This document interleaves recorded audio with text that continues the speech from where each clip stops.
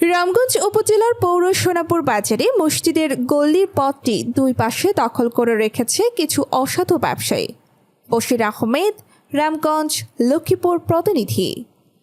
বাজারের গল্লির পথটি দখল করে রাখায় তীব্র যানজট, মানুষের দুর্ভোগ এবং মানুষের হাঁটা চলা রাস্তাটি বন্ধ করে রাখেন। এতে সাধারণ পথচারী বলেন, এমনভাবে বাজারের গল্লির পথে দুর্ভোগ সৃষ্টি করে রেখেছে, রাস্তার ওপরে কাঁচামালের দোকান দিয়ে বসছে, তারা কারো কথাই শুনছে না। স্থানীয় ব্যবসায়ী বাবুল বণিক অভিযোগ করে বলেন, আমার দোকানের সামনে কাঁচামালের দোকান বসিয়ে আমার ব্যবসার প্রতিষ্ঠানের বাধা সৃষ্টি করেন। আমি দোকানে ঢুকতে পারছি না, দোকানদারি কিভাবে করব? একটি কাস্টমারও আসতে পারছে না। এই সোনাপুর বাজারের গল্লির পথ দিয়ে একটি রিক্সা চলাচল করতে পারছে না। এই কাঁচামালের ব্যবসা করে যাচ্ছে, মানুষ হাঁটার জায়গা নেই।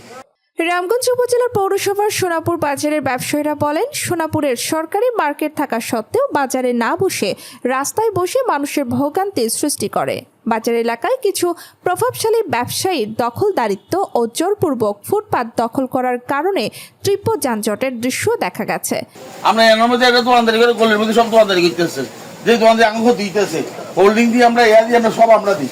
এটা আঙুল তো এগুলো দোকানের সময় কি অত্যাচার চলতেছে ভাই, দোকানের সময় কি অত্যাচার চলতেছে দেখেন। এই যে সরকারি দোকান রাস্তাগুলো দখল করে রাখছে, মানে রাস্তা অনেক ক্ষতি হিসাব ক্ষতি প্রতিবাদ করে না। বাজার বাজার তো খালি আছে। দিনের বেলায় ব্যস্ত সময়ে রাস্তার ওপর লোড আনলোড কার্যক্রম চালানোর কারণে স্থানীয়দের দুর্ভোগ আরো বেড়েছে।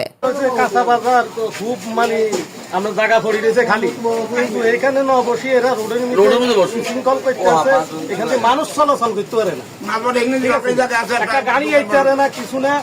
এরা দেখা গেছে রোডের মধ্যে এই যে দোকানটা দিছে, এই দোকান দিয়ে একটা লোক খাড়াইলে কিভাবে এই জায়গা দিয়ে লোক যায়।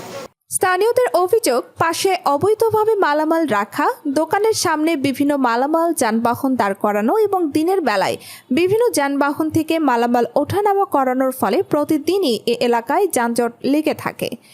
এদিকে যানজটের ভিডিও ধারণ করতে গেলে স্থানীয় দুর্ভোগ সৃষ্টিকারী প্রভাবশালী ব্যবসায়ী প্রকাশ্য কিছুই বলতে চায় না। এ ঘটনায় এলাকাবাসী এবং সাধারণ ব্যবসায়ীরা বলেন, বাজারটি সরজমিনের তদন্ত করে মাননীয় উপজেলা প্রশাসক, নির্বাহী মহোদয়, পৌর প্রশাসনের দ্রুত প্রশাসনিক আইনগত হস্তক্ষেপ কামনা করেন।